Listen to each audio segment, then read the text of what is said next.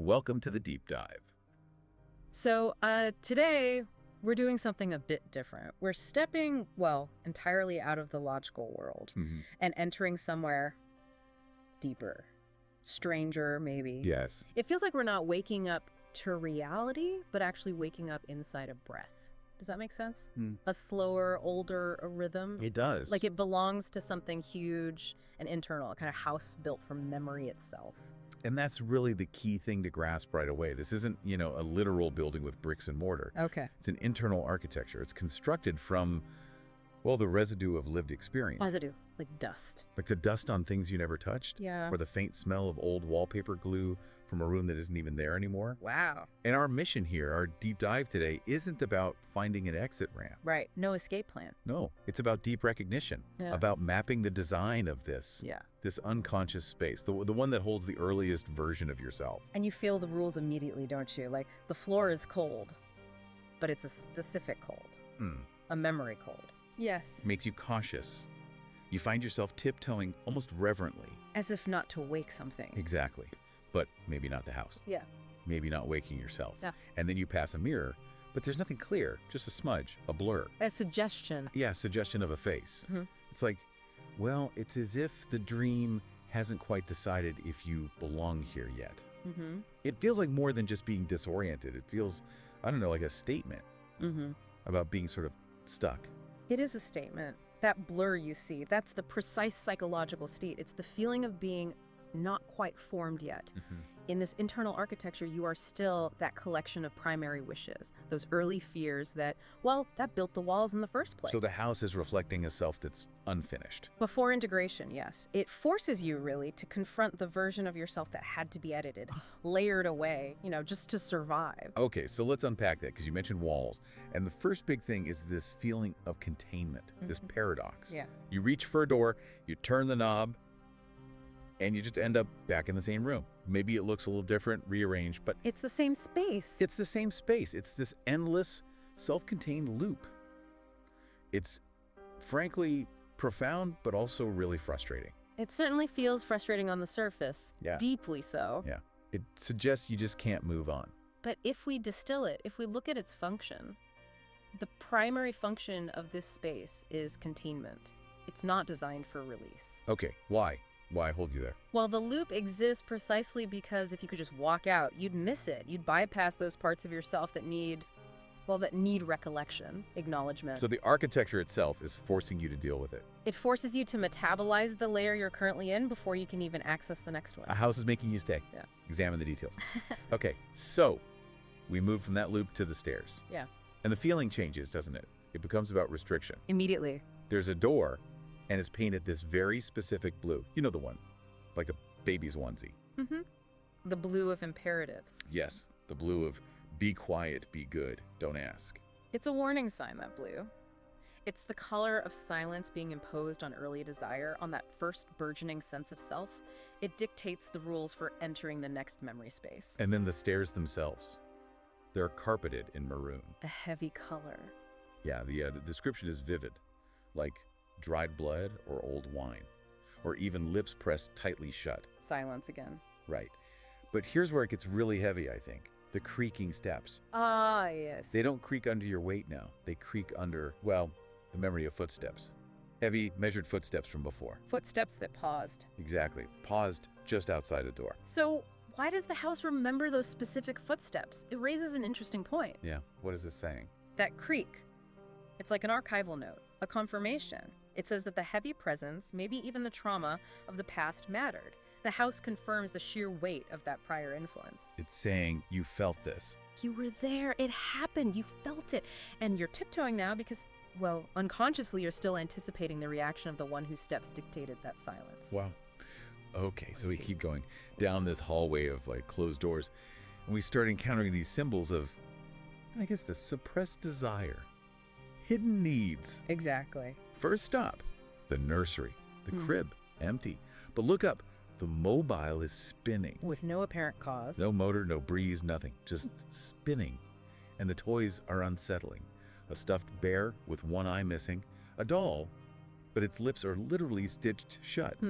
This isn't just sad, is it? It feels like like evidence, like aggressive self-censorship. Let's connect this back to that hidden want we were talking about, No. the mobile. Why does it spin? Perhaps because you secretly wound it up. Some part of you did. It's a striving for something beautiful, something useless, purely for the self, an autonomous act, you see, hidden from the commands, from the be good, be quiet. Okay, like a tiny rebellion. A subtle one, and the bear. It's a key witness. But you disabled its gaze, didn't you? Took out the eyes so it wouldn't see you indulging in that first small, maybe shameful warmth of pleasure. Oh. And the stitched lips on the doll, that's the silencing of the body's voice. The moan you swallowed, perhaps. The physical experience that you learned had to be categorized as, well, as guilt. The amount of energy that must take. To self-edit like that, before you even really know what you're editing. It's immense. So we move from that room into the dining room. Another strange scene. The table's set, but the plate is empty. The chair is way too big, like comically oversized. That's making you feel small. Exactly. Right. But the most striking thing is the fork. It's bent. Violently bent. And this tells us the hunger here wasn't for food, was it? No. What was for? It was for gaze. For approval. Recognition. The oversized chair emphasizes that feeling of not quite fitting the expected role, the mold, Right. and the fork. Well, it stopped being a utensil, it became a probe. Yes, bent in this. This aggressive longing, used almost to dig into the silence, trying desperately to pry open that moment of acceptance, that nod, that slow blink of approval. So the need wasn't passive, it was forceful. It shows the aggression that's often hidden within deep, unmet need. Yeah. You wanted to almost force the environment, the others, to yield that approval you craved, to let you take up space. That passive hunger becomes this active tool of frustration. Mm-hmm. Okay. So after all that frustration, you naturally look for a way out, right? Release. Mm-hmm. You go to the window, you're hoping for sky, Yeah. a garden, anything. And what do you see? A wall. A brick wall, like 3 inches away. Damp, cracked brick. No escape there. But look closer. That wall isn't just a barrier stopping you from seeing the outside world. What is it then? It's a screen. It has to be there. It's a screen for projection. Projection of what? The house, the architecture, it's forcing you to stop looking out there for rescue or for validation. And start looking. Exactly. The wall is reflecting back the image of the child. The one who wanted to be touched, maybe. Not just corrected. To be truly seen, not just praised for being good. So the structure prevents the escape fantasy. It insists on the internal confrontation. Yeah. No way out but through. So the search gets frantic now. You feel it quicken. You're moving down an endless seeming corridor, opening doors faster and It's faster. searching for something. Until you find a bedroom. And the bed, it's made too perfectly, almost unnervingly neat. Mm-hmm. And under the pillow, there it is, a key. Oh. But it's cold, and it's shaped like a tooth. A primal shape. Yeah, so you have a key. Does it unlock something? Which door? The key. It's such a brilliant symbol here, isn't it? It represents permission. Permission for... Think about where it might have come from. Maybe you stole it from the source of authority, from her nightstand, perhaps. Okay. But not to escape, not to get out, but maybe to belong. To get in, to touch what was guarded, what was kept secret. To go deeper in, not out. Precisely. But using it, admitting you have it, that means admitting the desire itself. The desire to enter the mystery, the perhaps dangerous warmth of forbidden longing. So the key is this suppressed desire. It is embodied, and it was buried, hidden under the pillow, precisely because using it meant confronting that need, the one that was maybe forbidden or shamed earlier. Wow, okay. That distinction is powerful. A key for inward movement. So you take this tool, this tooth-shaped key, Yep. and you go down another staircase. Ascending. Down into the basement. It's damp, dark, feels almost womb-like down there. You hear dripping water. The sound of waiting. Yeah. Or something unfinished, an unfinished touch maybe. Mm. And you reach the final door. It's heavy, wooden, with a big iron handle. But But there's no keyhole. Key doesn't fit here. So you just press your head against Yeah. the wood and you whisper that core plea, the one you've been holding back, let me out. And this is the moment of ultimate truth revealed by the house's own architecture. The door doesn't answer your plea to be released. It can't. Instead, a voice answers. Perhaps the house itself. Or maybe it's the voice you buried long ago when they told you to grow up. What does it say? It whispers back, you're not trapped. Not trapped. You're held. Held. You're not trying to leave, you're trying to return. This house, you see, it isn't a prison, it never was. Then what is it? It's a cradle, built specifically to keep you safe, to hide your hunger, your needs, until you were ready, finally, to acknowledge them without shame. That's a beautiful, poetic answer, but let me push on that a bit. Right. For someone listening, someone who feels that being held might just feel like another cage, what's the real psychological difference?